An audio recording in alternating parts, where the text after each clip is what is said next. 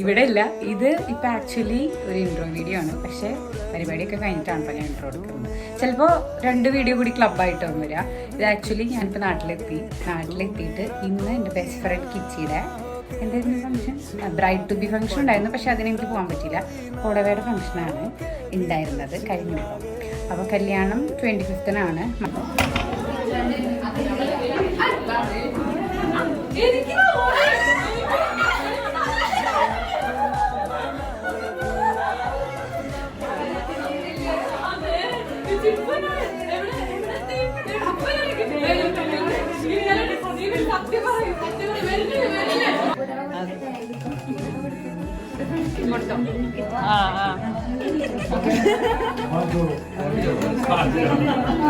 എന്താ പറയാനുള്ള?